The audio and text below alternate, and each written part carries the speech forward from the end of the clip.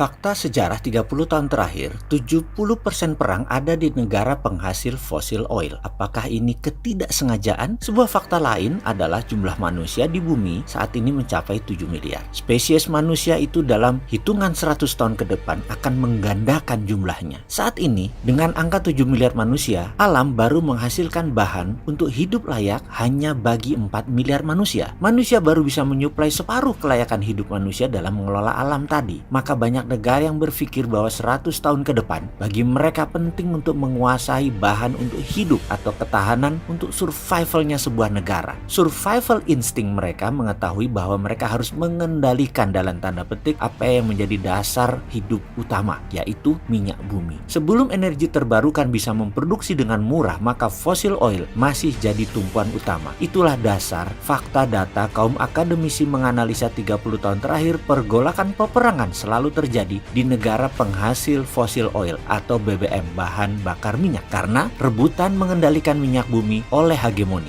Jadi perang tersebut adalah man-made disaster, bencana ciptaan manusia. Dengan sengaja diciptakan ketidaknyamanan, ketakutan sehingga daerah tersebut bisa ditaklukkan, bisa dieksploitasi. Ada economic assassin, juga ada economic contrador, penaklukan ekonomi dengan menggunakan cara militer di belakangnya. Tidak banyak negara yang memainkan strategi ini. Hanya Amerika, Cina, Rusia, Inggris, dan Jerman. Mereka sangat pintar dan powerful. Apa buktinya? Kelimanya adalah penguasa perdagangan dunia dan mata uang mereka, euro ditambah euro, adalah menguasai dunia. Cara berpikir dan bertindak mereka menggunakan konflik, divide et impera, dan itu terbukti efektif. Itu taktik perang kuno yang telah diterapkan sejak zaman Macedonia, Kekaisaran Romawi, bangsa Viking sudah menggunakan dalam penaklukan sebuah wilayah. Data statistik perminyakan dunia menyatakan bahwa 30 tahun ke depan cadangan minyak bumi akan berkurang dan tidak layak tambak. Sehingga survival insting yang mereka saat ini pasang adalah melirik negara penghasil sumber daya alam terbarukan. Negara subur, tropical, khatulistiwa menjadi sasaran utama lirikan corner of their eyes. Akankah mereka mengacaukan negara subur tersebut berpecah menjadi kecil-kecil seperti Balkan menjadi 10 negara ex-Soviet? Atau kita tahu bangsa Arab di Jazirah Arab memiliki bahasa sama, agama sama, etnik sama, namun mereka belah menjadi lebih dari 10 negara? Apakah Indonesia ditarget? Mengapa tidak? Indonesia itu punya 500 suku, punya lebih 500 bahasa. Dulu semangat pluralismenya kuat. Kita dulu merdeka di tahun 45 adalah jerih payah tumpah darah bangsa Indonesia sendiri. Dulu kita bersatu karena kita ingin keluar dari penderitaan bersama atau common sorrow. Dan sekarang gejala disintegrasi mulai terasa dengan lemahnya ideologi Pancasila dan gatra bernegara sudah mulai digerogoti. Secara tidak sadar telah menjadi bahaya laten baru. Pastinya asing bermain memakai kaki tangan anak bangsa yang tidak sadar dimanfaatkan karena ego mereka masing-masing.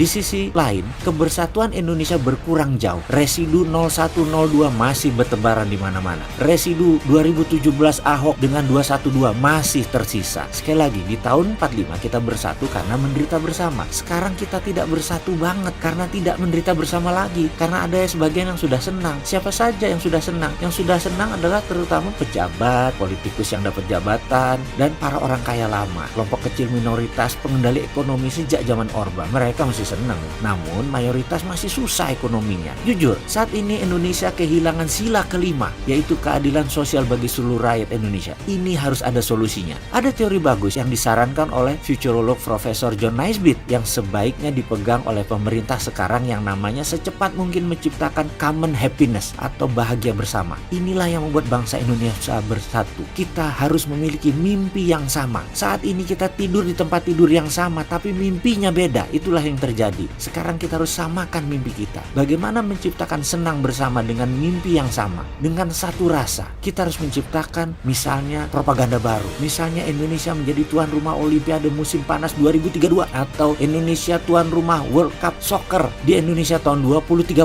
Ini bisa membuat Indonesia bersatu dengan common happiness. Cara ini dipakai Cina yang dicanangkan tahun 2000 dengan kampanye Olimpiade Beijing 2008. Cara ini juga dipakai Jepang hingga bersatu sehingga bisa menyelenggarakan Olimpiade di tahun 1964. Intinya, fokuskan perhatian masyarakat dengan sebuah kesenangan bersama. Kumpulkan seluruh BUMN, pengusaha swasta khususnya UKM, media mainstream dan dan online. Seperti zaman Pak Harto lakukan mengundang ke Tapos, berikan direction. Saat ini bangsa Indonesia memerlukan directed leader dengan seragam informasi yang sama. Lalu benahi hubungan internasional terutama poros Jakarta-Washington. Benahi ketahanan pangan, ciptakan lapangan kerja massal dengan equity crowdfunding, serta bangun infrastruktur dinamis. Modal asing masuk, minta tahan di Indonesia minimum 5 tahun setelah beroperasi usahanya. Dan bebaskan pajak. Ini akan membuat mereka tidak tektok bolak-balik beli jual beli rupiah, namun arahnya masuk ke Indonesia. Usahakan manufaktur dan industri yang masuk ketika diproduksi adalah menggenjot ekspor, bukan memakan pasar lokal tetapi menggantikan fungsi impor. Dan sekali lagi, kita harus menambah ekspor. Dan fokus ini ada di industri material bahan baku setengah jadi menjadi bahan jadi. Inilah sekilas saran tentang strategi pengalihan isu,